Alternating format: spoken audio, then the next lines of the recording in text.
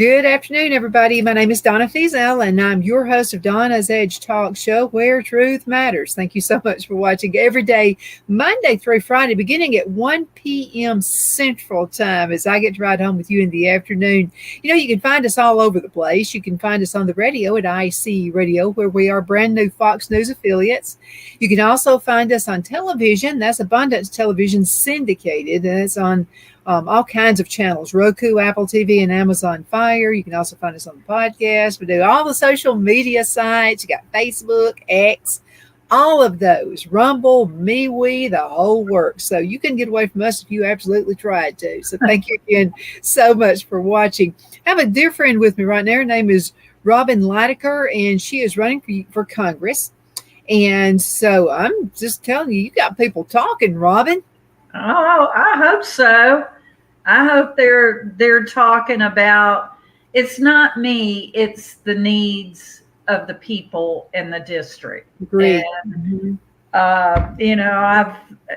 you've been so gracious by letting me on the show many times, and I'm really trying to carry the torch because people don't realize how impoverished and how neglected District 7 has been. And it's one of the most impoverished areas in the United States. Mm-hmm. And that poverty just, it affects everything that has gone on there. And I want people to know I've identified a lot of things. I've talked about the lack of sewage, running water, hospitals. But what we're also doing is looking into why has this happened? How can we fix it? Mm-hmm. And because for the life of me, there is no reason for these counties to be as far behind as they are and as impoverished. I'm spending, a couple weeks ago, I was down in Camden and spent the entire day in Wilcox County. And just some of the absolute nicest people. They love where they live. They've been there for generations. They don't want to leave. They want their area to grow and flourish, and they're frustrated. And I sincerely believe that by being in Congress, I'm sorry, all my animals, when they hear your voice, they come. They know I love animals. They know. Yeah. But I'm convinced that when I get in Congress, we can make things happen. And you've got a lot of allies, Robin. So John Merrill, who is our Alabama former Secretary of State, knows the area. He's traveled all 67 counties. Yeah. When he talks about the Black Belt, he's happy and he's sad at the same time. So he's talking about, this is like a third world country in some of those areas, where the people are just not getting any help. And he's so glad to see you're running for Congress, by the way. And he, he'll be able to vote for me. Oh, yeah. He lives in the area of Tuscaloosa that is in 7. Mm-hmm. And, like last night, I was at a church service in Hale County, and a lady looked at me and she said, "Bless you. Thank you so much for running." She said, we've got to have a voice. Mm-hmm. And, it's just people don't realize, and I do, because I've lived in District 7 forever. And I have also lived places where I did feel like I had representation and I could call. And, in District 7, although I will have to say this, I heard somebody the other day for the first time that said someone in Terry Sewell's office answered the phone. Oh, and addressed and addressed a problem. So I feel like we're also, change comes about when you feel the heat or see the light. And I think they're feeling the heat. I mean, I can't remember the numbers published, phone calls to her office or answered phone. That doesn't mean anything. You answer the phone, but if you don't help somebody, and that's another thing we're formulating how we're going to set this district up. We're not waiting for November 5th. We've already got some plans in place because was it you that asked me what I would do the minute I found out I won? Oh yeah, I hit my knees. Thank God. But we would get to work the next day. I mean, because it's going to be an exciting kind of project, if that's the way, to put it. But we've also been looking into a lot of and we're all aware of the national issues and how they affect Alabama. And, I'll stop anytime. I could talk about District 7 for days nonstop. We've talked about things that have been done through the Biden administration that have affected the cattle industry, fishing, which are huge, not just in Alabama, but in District 7, insurance, agriculture, and you've got to have a representative that's going to speak up. Right. Even if it's not the most popular thing to do, you speak up for the people you represent. And so I think what I'm hearing you say is it's important to have your congressperson be a person who will speak up the entire term, not just when it's election year. Yeah. And the thing about it is and I'm sorry, I'm clumping them all together. I know we have some really good representatives. Barry Moore, but when you get in office, the next thing you do is not worry about getting reelected. Right. You'll get reelected. You will if you do the right thing. And it's like, you watch it, it's kind of like that TV show Survivor, where they make deals so they can stay on the show. Like I said, I'm obviously not in it for a term limit. I've already had a career. I'm not interested in Congress being my career. I'm interested in helping people get a level playing field. The last time you were on the show, you were a co-host with me that evening. Yeah. I love that was with Silk. And she's a huge ally. I'm telling you what, she's pushing for you all the way. So I'm talking about Silk, who is, Diamond and Silk. Her sister passed away, a few months ago. But she was we couldn't hardly get a word in for her. I mean, she was just praising you for actually wanting to make a difference within that district. Well, and I appreciate that. I really do. And I admire her and her sister because, people that just call it like it is, that's what we want. Mm-hmm. You have to, if you can't look at something objectively and make decisions based on what's best for people, not for you, then you don't need to be serving in office. I found out, I've talked about the corridor a lot, with Mobile is going to be the #1 port in the nation. And that is going to cause a lot of good and a lot of bad if we don't, that old for every action, there's an equal and opposite reaction. That's going to cause a lot of business, a lot of trucking, And if we don't get that corridor finished, y'all, you just think you have a hard time getting to the beach. Now, 65 is going to be worse than ever.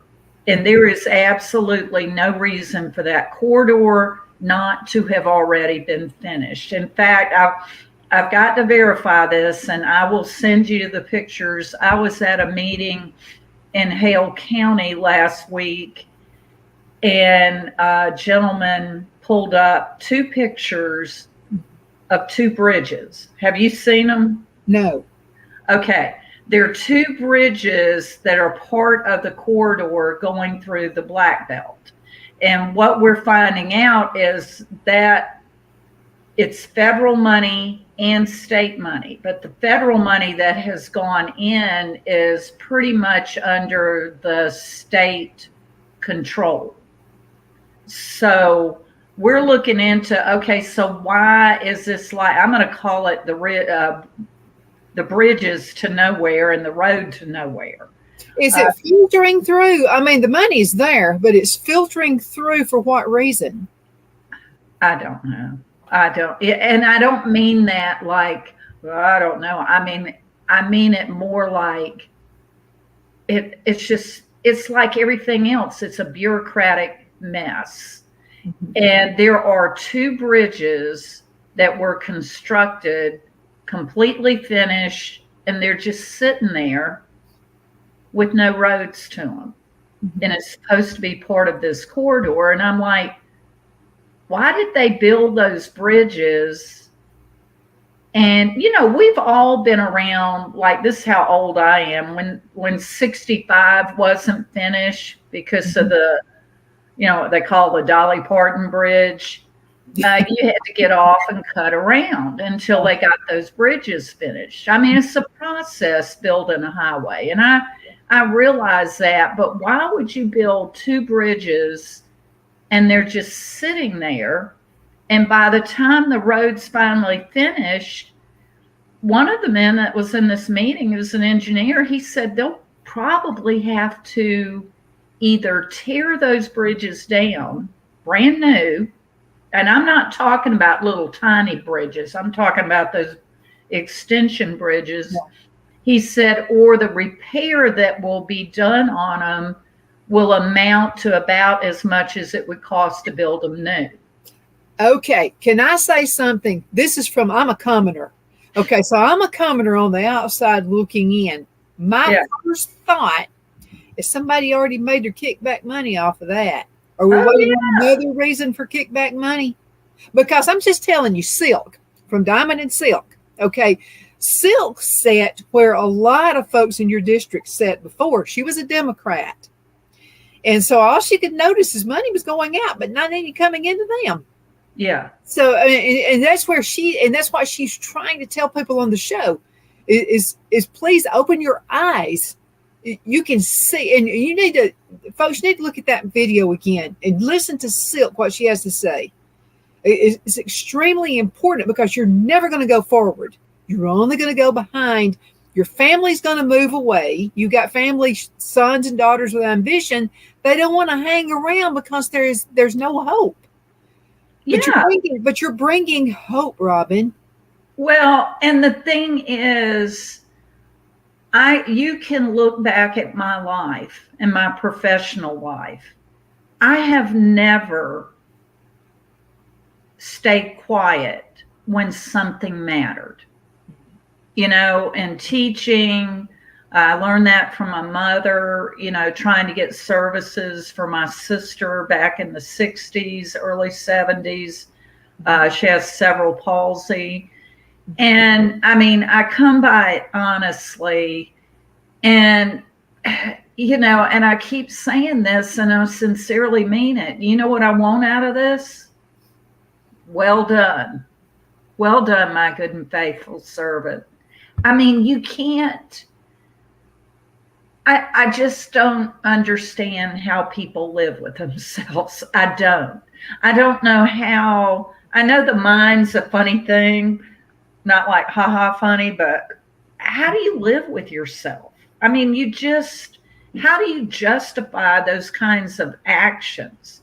How do you get to a point where you feel like you're that deserving of money that comes out of our pockets? See, they try to make it like, oh, you're getting federal funds. Oh, no, we're getting our taxpayer dollars and you're squandering it. You're using it in ways that aren't efficient. And next time I talk to you, I'll have a actual number on all the federal agencies, what their budgets are and what it adds up to. I mean, we were looking at, I have it written down here, the federal debt. You know, I could say a number right now in 5 seconds. It'll be a lot more than that, but like it was 34 trillion plus. And the interest payment for that is over $500 billion. And that means every American owes something like $266,952, which would buy a nice house in most places. Every infant that's born, baby born today, already owes the government over $100,000. I mean, that it undermines our financial security. Who does our country owe this money to? China. You know who? And you think about what could our money be better spent for?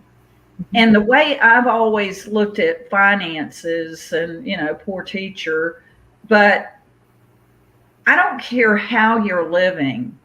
If you're in debt, you're not as well off as you're pretending you are. If you're in debt, you're in slavery. Exactly. That's what Silk said. You are a slave to whoever you owe that money to.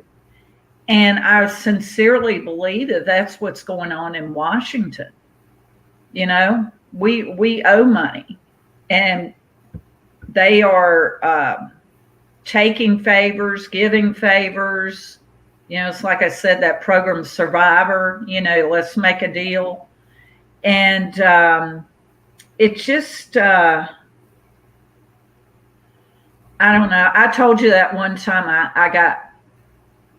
I'm kidding when I say this, I got bored, but I actually was just curious, and I started counting the number of federal agencies. Now, I'm going to tell you, this isn't an accurate number because you can go cross-eyed doing it. I got to about 400, and I went, ooh. You know, and you think about an agency, and everyone has a head, and that's between $250,000 and $300,000 salary. And then how many people do they have under them? And then we look at, like I was looking at the Veterans Administration, because that's one that I think is very close to all of us. Like my daddy was a World War II vet. You have people, everybody has someone that served in the military. And there are 37,000 homeless vets. Yet we're giving $2,300 to every illegal alien. And we can get on that. You know, you're illegal if you don't come through the door. If somebody tries to come in my window and not my door, they're doing it without my permission. Absolutely. That's the definition. And we were looking for the Veterans Administration. There is a 500,000 is the number of backlogged disability claims. And there are people, our veterans out there sitting and waiting on this agency to get back with them. And then they wait on average 29 days for a primary care appointment. And then if they do a community-based appointment, it's between 38 and 43 days. And I know this is all data, but it matters. In 2019, 17 veterans were committing suicide every day. Oh my God, that's too big a number right there to ignore. Yeah, and of course, and I'm like, well, what's the current data? They're not doing it. Well, why should they? It makes them look bad because, I think it's like 50% or more don't even get offered any mental health help when they get back, and then benefits. I mean, I've told you when my daddy passed away in 2015, I did what I was supposed to do. I called the Veterans Administration and I reported that he had passed away. And we had just found out, I think the month before, that he was eligible for $500 more a month. And in this day of technology, you shouldn't have to hunt and peck to see what you're eligible for. Right. That's what those people are being paid, these big salaries. They're computers. They know how old you are. They know what your condition is. They know where you live. They know where you've served. And if something comes down the pipeline, they know you're eligible for it. Yet they sit there and they say nothing. So anyway, my dad was thrilled because he just didn't have much income with Social Security and the little bit he got from the Veterans Administration. And the guy on the phone, he wasn't rude, but he was very machine-like. He said, well, if your father had died a week later, you could have kept his money from this month. And I went, excuse me? Yeah. If he had died and he told me the date, then you could have kept his check. And I said, well, how am I supposed to pay his bills? He said, well, we appreciate his service and we're going to send you a flag. That is insanity. It is. And it's got to stop. And if it doesn't stop, folks, we're going to lose our country. And that's what people keep saying. Robin, you're retired. Are you crazy? Why are you doing this?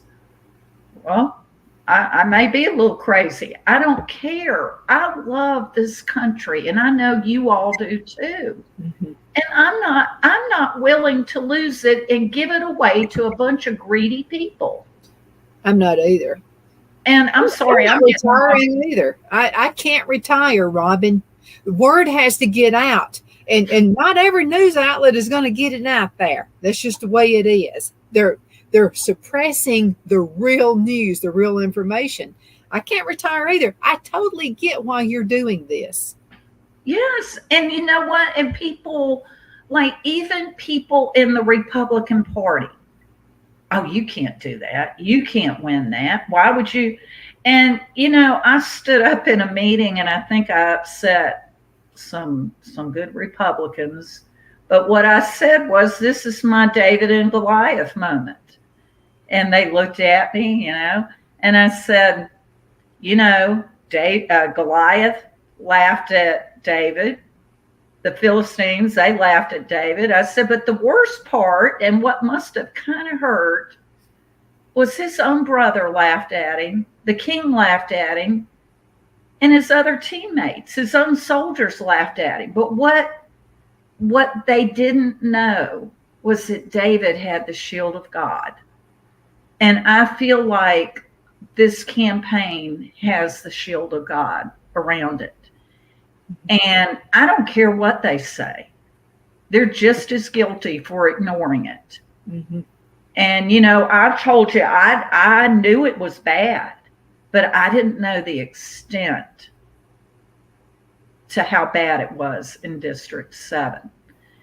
And, we're just... Well, let me ask you a question because a lot of people have this question. So, how much control does the congressperson have over the amount of money that is being spent? I'm talking about on everything. How much control do you actually have? I think it's and it's hard to figure out.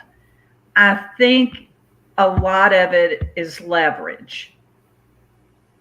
How much leverage do you have to get the other people to do what you want done? And also, this is one thing, and let me answer that first.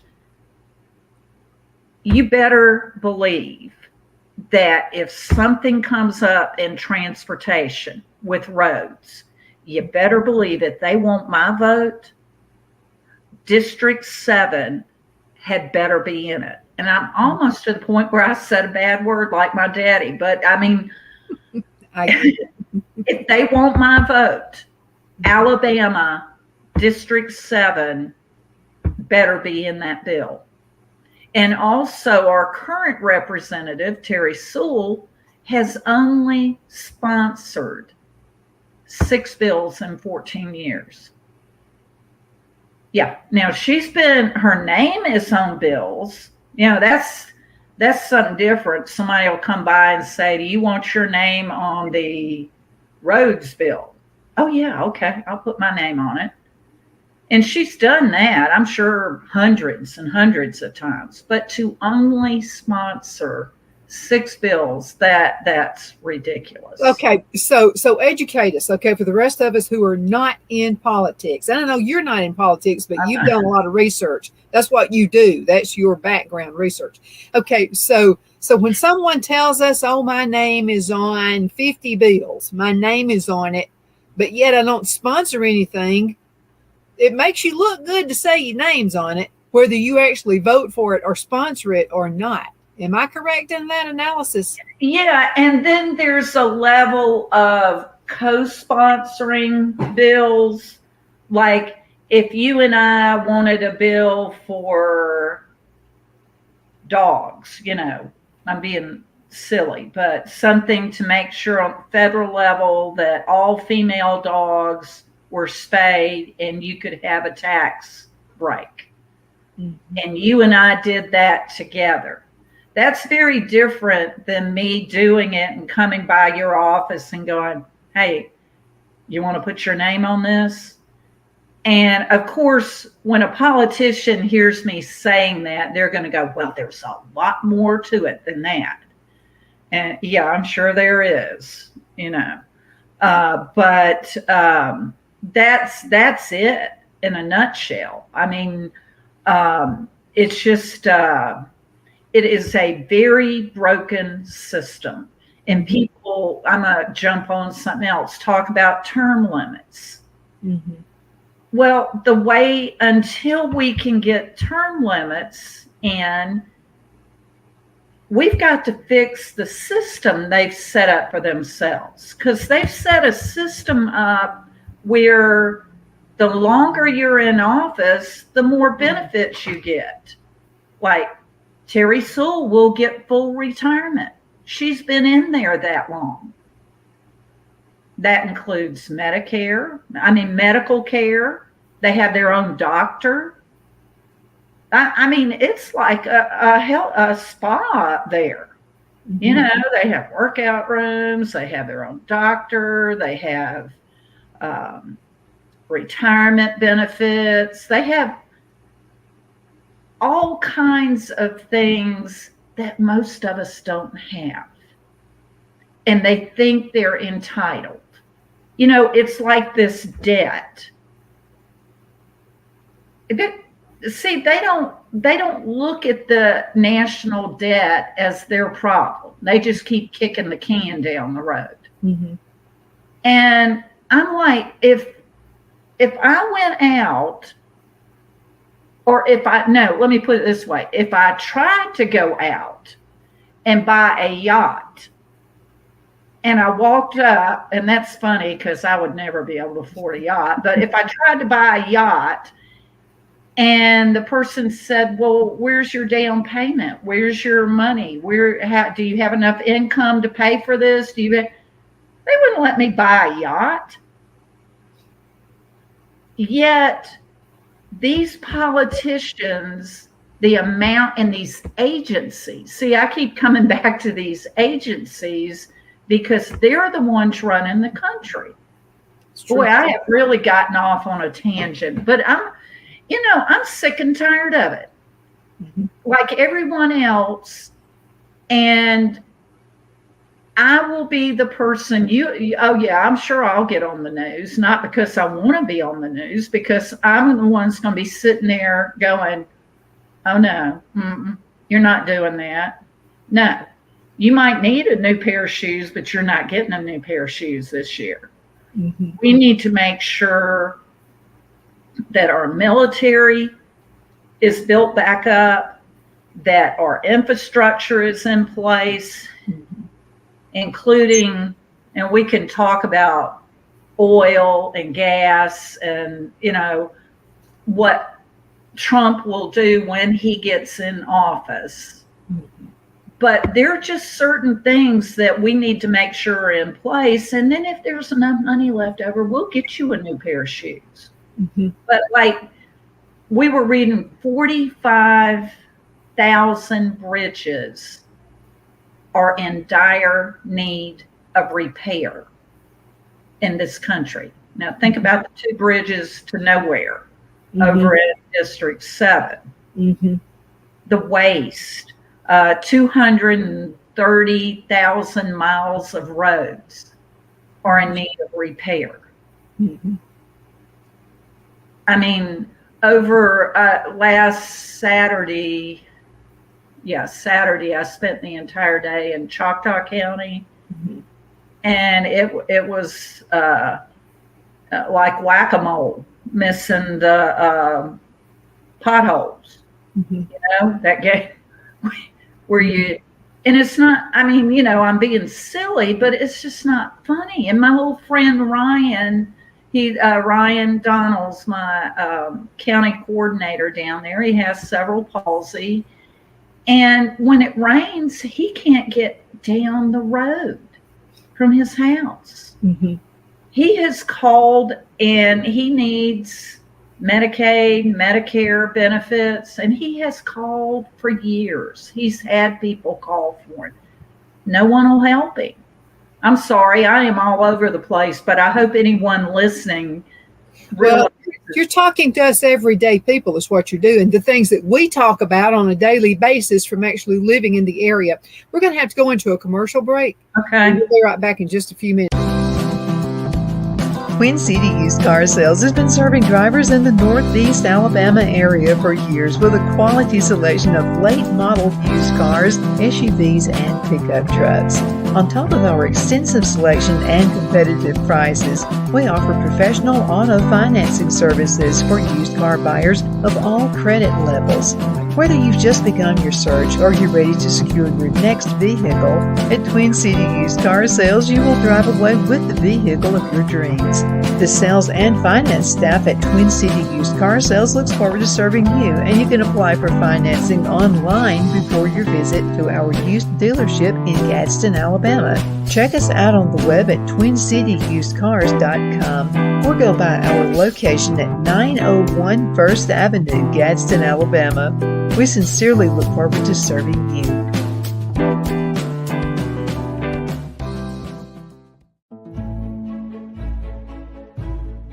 The Hatter Cafe and Country Inn is nestled in the northeast corner of Alabama the Beautiful in the delightful town of Mentone. We're located on top of scenic Lookout Mountain near Little River and DeSoto State Park and located only 5 minutes from shopping and restaurants. There is also a nearby community walking path and golf course. We welcome everyone through the doors and we are committed to outstanding service for all guests.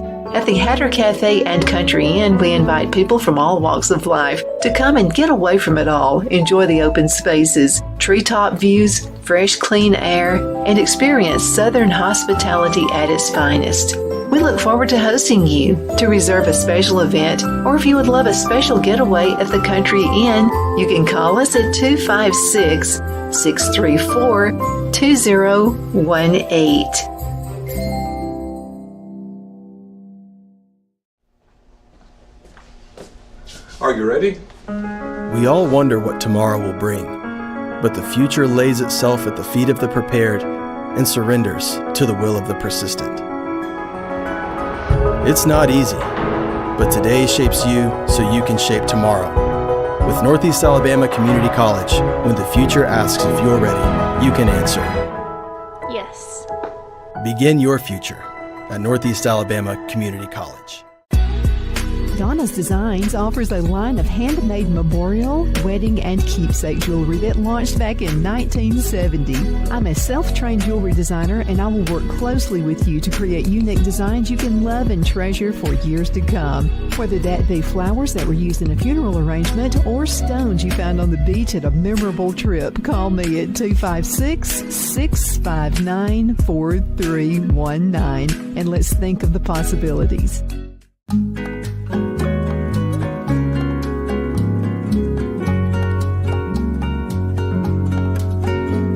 At Lamone's Mexican Restaurant, located in Henniger, Alabama, and voted Best Mexican Restaurant of DeKalb County, Alabama 2020, we're here to serve you with authentic Mexican cuisine. Order easily online by going to lamonsmex.com or call 256-657-3999 to place your order. We're open Sunday through Thursday, 11 a.m. to 9 p.m. and Friday and Saturday, 11 a.m. to 10 p.m. Whether you're celebrating a cozy date night for two or a celebration for a crowd, at Lamone's you'll love our atmosphere and friendly servers. Thank you for dining with Lamone's Mexican Restaurant.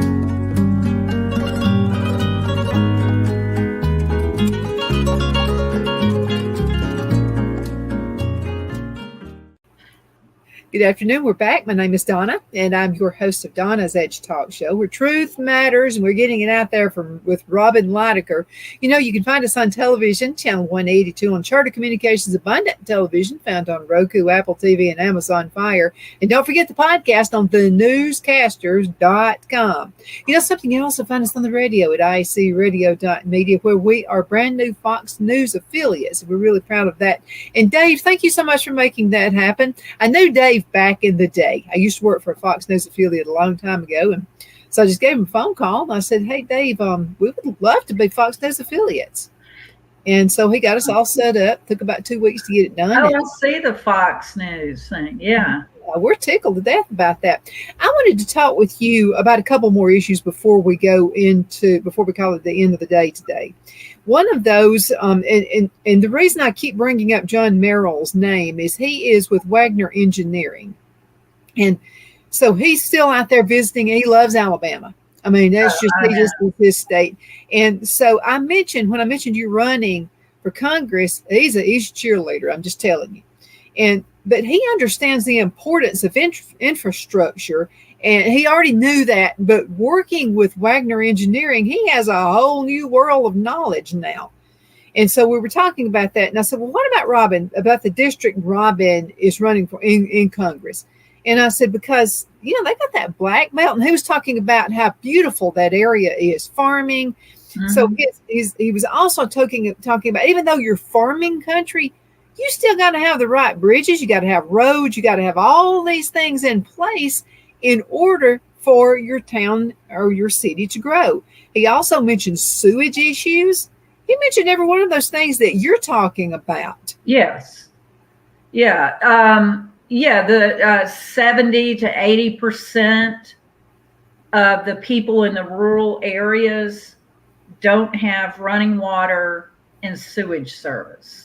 And, and I've said, I had a lady say, "You mean they don't have septic tanks, or they have septic tanks?" That's what Silk said. No, they have straight line piping. That is when a pipe comes out of the house and just spills on the ground. Now, is that not a health hazard, not only for you and your land, but for your neighbors? Absolutely. There is, and we're going to have a video of this in a few weeks, and I'll make sure we send it to you. There's a couple, and I don't want to say where they are until we do it, because I've already had moments when Sewell's office, when her people are badgering people that I've talked to. Which, what does that tell you? Yeah. That tells you on the right keep track. you in slavery. That's what it's telling. Yeah. But anyway, this couple has, for the past over 30 years, they have had raw sewage running onto their property. And their doctor, the woman, is very sick now, and we have it documented. It's because of that sewage. Now, I don't like the World Health Organization, but they went into Sumter County in 2017 and declared it like a third world country. And I have been talking about that a lot. John's heard me talk about it, and people, and the reason I keep bringing it up is people in Alabama are like, are you kidding? It's like they don't realize that 2 hours from here, an hour from here, and I'm up in the greater Birmingham area, that people are living this way. And it's not necessary. And see, that's one of the things. I met with a lady, that she pretty much has the answer for it. And I'd like to share that with y'all sometime. So see, I'm not just one of these politicians that's going to go bridge to nowhere, sewage and water issues. We're already trying to find out what can we do about it. And we were talking about funding earlier. One of the major things that we're going to do is with grant writing. I want grant writers on staff, and I don't want them looking at just the federal grants that, here's a Department of Justice $52 million grant, and Terry Sewell got $1 million of it and threw it at Birmingham City Schools. Yeah. I mean, that was a behavior program for high school students, and the program itself had been around since the 80s. So if it was the end all, it would have fixed behavior programs. I mean, problems. It's just throwing money. Like it's like you've seen a Mardi Gras float where they're just throwing, and that's what I think Terry Sewell does. She just throws money at things, gets a photo op, and then moves on.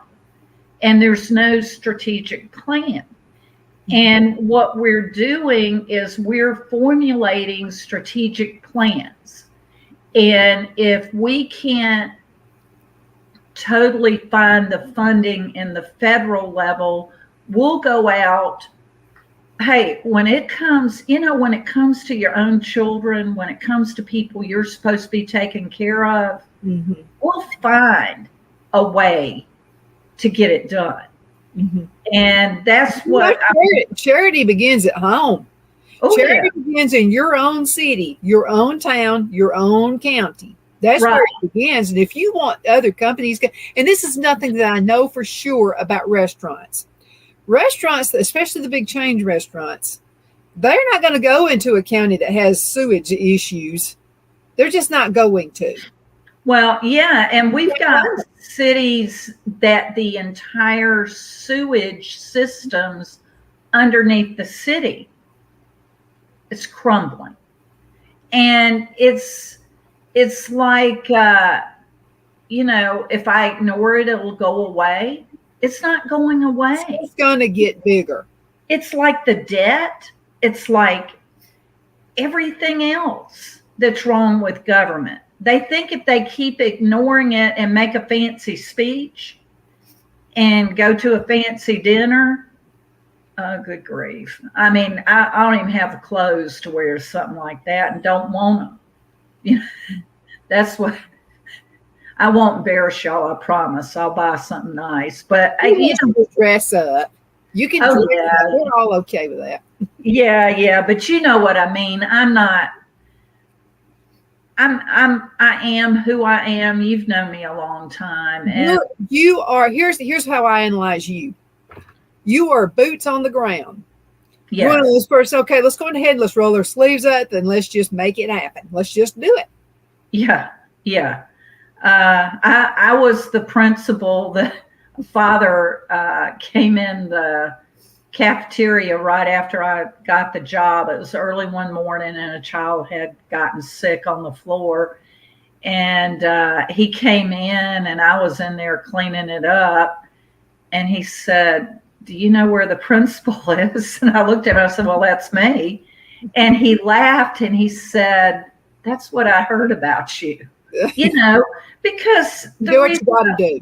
yeah, the janitors in the school were busy doing other things, and that needed to be gotten up. I mean, I don't care. I mean, like when I was a principal and a teacher, parents didn't have to worry about their kids because they were my kids when they were at school. And that's how I feel about this job. When I'm in Congress, you are the people I'm supposed to take care of and look after. Robin, let's talk about education, because Okay. education is key. And it's good to have a college degree. All those things are wonderful, but there are some high paying jobs that are technical jobs. I mean, you can start out with $100,000. You can start out, okay, in one of your towns, a person starting out a job at $50,000 would be living like a king. Absolutely. And, you know, I've told you down in, I go to so many, but it's down in Choctaw County. I have two friends that have a CDL program. And I have anybody out there I've asked before know where we can get a new tractor trailer for them. Doesn't have to be new, but their program is getting so big. And their biggest problem, of course, is funding. And they're doing a lot of the funding themselves. They go to the high school, and there are students that want to come into the CDL program. Mm-hmm. And they just don't have the money. So they are looking for grants. And that was one thing. One of Sewell's staffers was just browbeating her one day on the phone and said, "We send you list of grants every month." Well, y'all, I've written grants, and I'm not going to tell you I did a good job with them. When you write a grant, for example, I see Dollar General, they are looking for certain words in certain places. And if we can get your basic needs down and then get somebody who really knows how to write grants to put the pretty words to it, then the chances of us getting it are greater. But if you send a list of grants to two women that are working from morning till night and they don't have time to stop, they have families, they have students coming in, they have state requirements and federal requirements they have to make.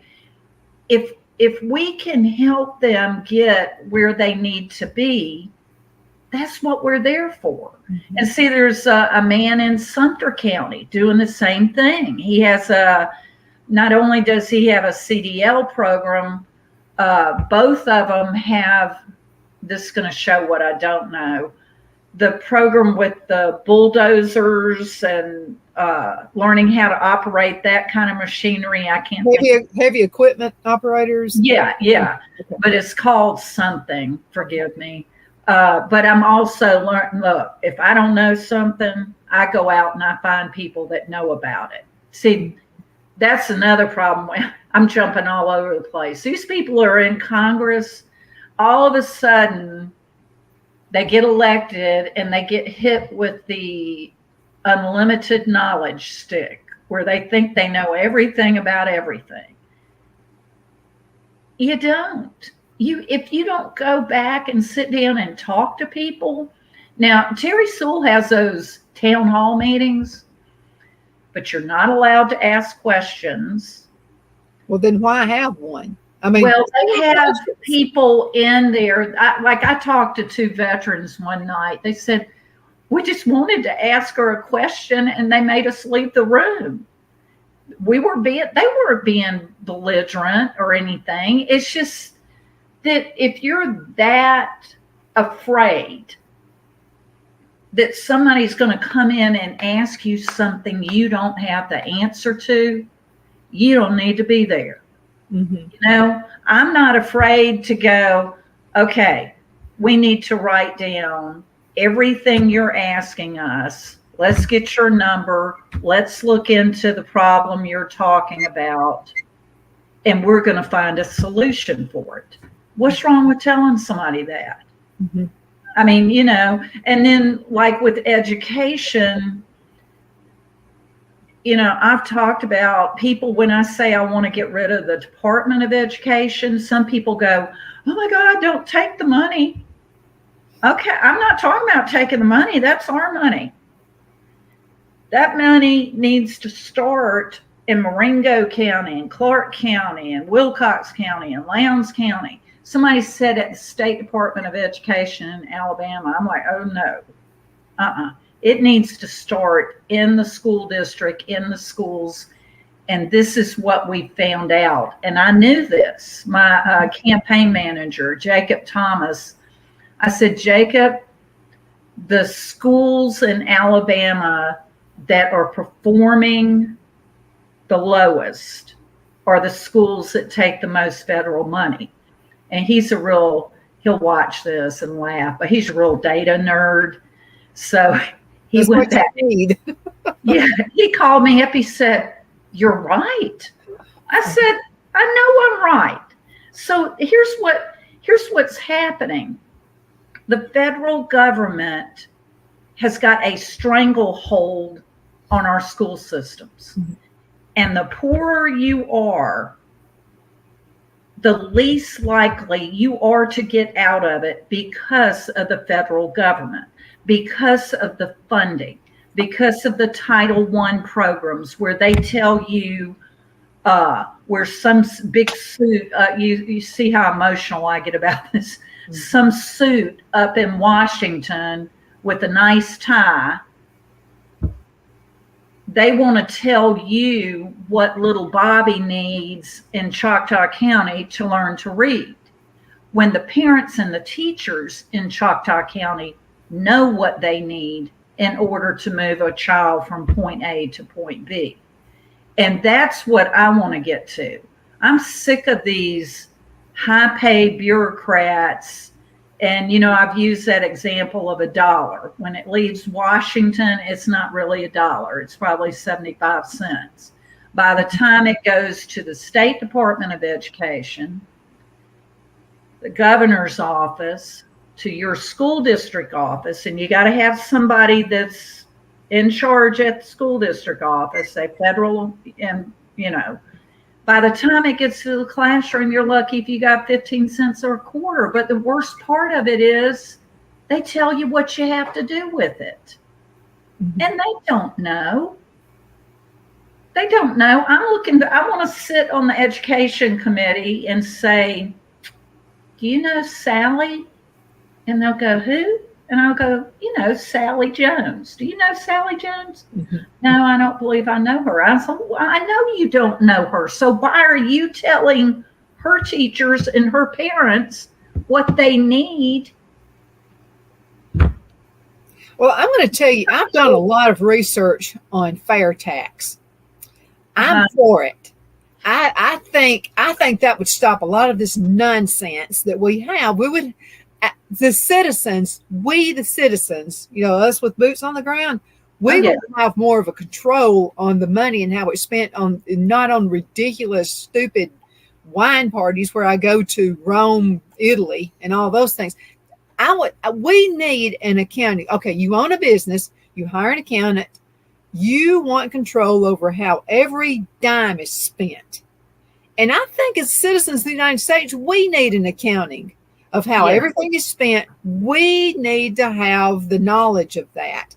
I think fair tax would be a great way to do it. And I hope Trump wants to put that in place. Well, and I've told you, you were explaining that to me several months ago, and I was actually in a meeting last week where somebody was talking about it, and I want to learn more about it. And if that is the right thing for us to do, then we don't need to move towards that. We need to run towards it. Yes, I think so. Yeah, it's just, I mean, it's ridiculous the amount of money that's taken out. You know, I got where when I was young, I thought I was going to make my first paycheck, and then you look at it and you don't know whether to cry or what. I thought I was getting paid, Do you know that there are some people who won't work overtime? Because if they work overtime, they're going to wind up paying it doesn't weigh out. You're spending all this extra time, you're going to wind up paying more in taxes. Yeah. You know, I've told you I do catastrophic claims. I'm a licensed adjuster. And the last time, and I only work for hurricanes and things because I can help people. That's my thing. Yeah. And the last time I worked, the Biden administration had put in so many regulations, and one of them was you couldn't get reimbursed for mileage doing what I did. And after I got home, and you know, I wasn't looking for some bajillion-dollar reimbursement on gas, but after I did the math, it wasn't even hardly worth me going down to Florida and driving. The closest I could get to Orlando was up in Attala County. I think I may be saying that wrong. So I had quite a drive every day. And I'm like, what? Yeah, anyway, that's off on another rabbit trail. But, you know, we just... Robin, you've got 1 minute before we have to go. What would you like to tell folks, and how can folks donate? How can they help support you? Oh, I wish you had... Oh, I don't have my address for that. Wait a minute. Let me pull it up. We have a WinRed account, which is the Republican place where people donate money online. A lot of people don't like that because they do take a percentage out.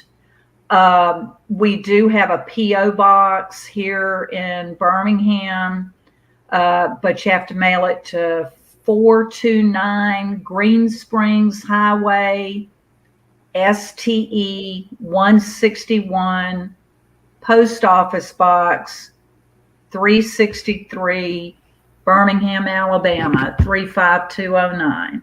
And I know that's, maybe I can get you to put that up for me someplace, but I have a website, Robin for Alabama, and it has the P.O. box and the WinRed account.